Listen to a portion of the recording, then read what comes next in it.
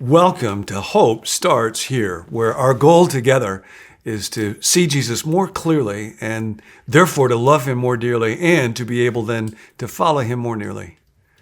And that candle reminds us that Jesus is the light of the world, and man, how our world needs light today. But then we're also called to be the light of the world, he says. We let our light shine as well. It always helps me to take a moment to still my mind when I come into a time of talking with God. So take a moment, relax your body, and breathe in hope.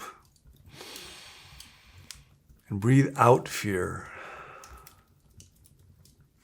And breathe in love.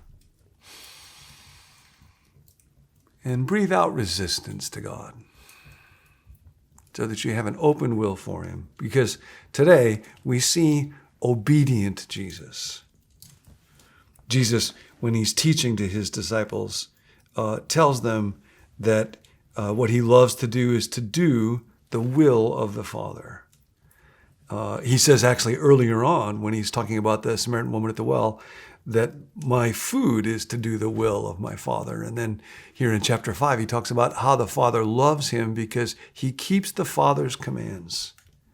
Now, obedience in our day is the virtue that nobody wants. It's a very interesting thing to me. No parent drives around with the bumper sticker on the back of their car that says, "My child was named the most obedient child at Pavlov Elementary School." No. We want to be leaders. We want to be mavericks. We want to go rogue. We want to be distinctive. We want to stand apart. And obedience is not valued, partly because mostly it's misunderstood. It's thought to be robotic or mechanical or militaristic compliance. You tell me to jump and I ask how high. It's thought about kind of like Pavlov's dogs that would just salivate whenever that bell would ring that meant the food was coming out. That is not obedience in the biblical notion.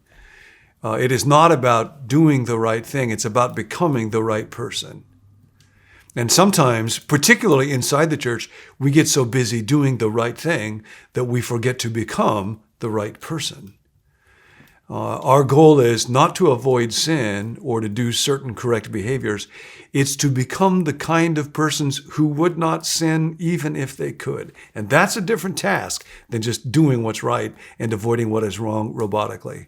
Dallas Willard used to put it like this: God's goal is for you to become the kind of person that he can set free to do whatever you want.